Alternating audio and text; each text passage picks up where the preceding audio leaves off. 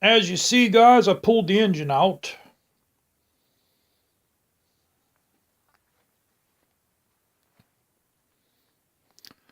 Now, we're going to also take a look at our clutch. I'll tell you why in a minute. I got that piston out. This was the bad. I did a compression test. I actually made another video. I didn't put the video up. But I did do a, there's my compression testing kit right there. I did a video. This cylinder here was 150 PSI. This one was only 30 PSI. And the reason why is look at the piston. The rings are completely gone. I can't even get the wrist pin out. The cylinder is scored a little bit, but I think I can hone the cylinder out. Let me see if I could get you guys a shot here without getting my hand too dirty. So you can see the scores in it. The cylinder is savable. I think or the jugs rather. I think I could hone the, because the walls are about, probably about 2/8 of an inch thick. So I think I have enough wall.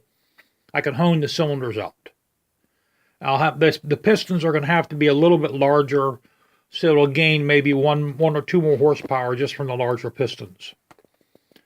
But, I could probably get the wrist pin out if I buy a wrist pin extractor.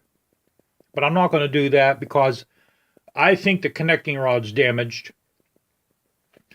And the way these connecting rods are connected to the crankshaft is they're pressed on at the factory. They're not like with a car where the bottoms are bolted in.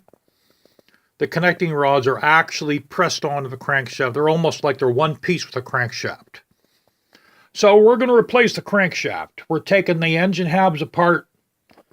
So in other words, this is coming completely apart. We're going to take the clutch off. We're going to take the oil pump off. And then I believe the engine's in two halves. Then the engine should come apart. And there's a bearing. There's a bearing on this side. And then there's a bearing on the other side. Engine comes apart and the crankshaft comes out, and I already ordered another crankshaft. And once I get the proper size, we'll take a micrometer reading of the cylinders. We'll get a proper size for the pistons. We'll get the oversized pistons in a piston ring set kit. And we'll reassemble it. Because, you know, I was going to get the extractor to extract the wrist pin out. Now I'm thinking to myself, first of all, there's probably metal shavings down in the engine.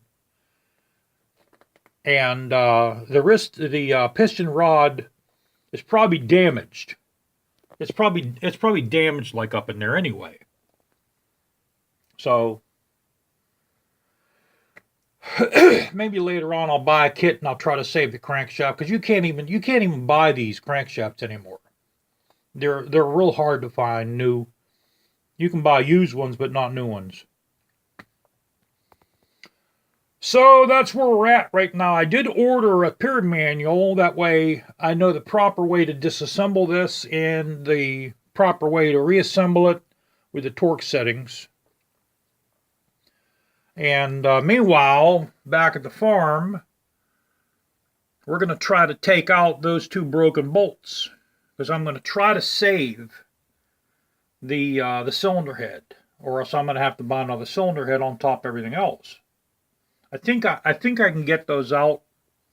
The cylinder head's good. I just have to try to try to extract that broken bolt and then that one there.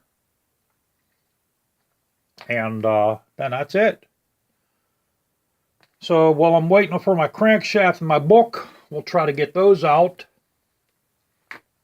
And then these front forks, I'm going to try to strengthen up the front forks a little bit more by replacing a spring, or maybe I can do something on the inside with like a lift gate strut along with the springs. So that's where we're at, guys. The engine's going to get a total rip down, man. Yeah, look how look at that goddamn piston.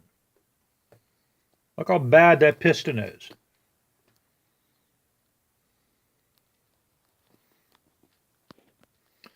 All right, guys, I'll catch y'all later.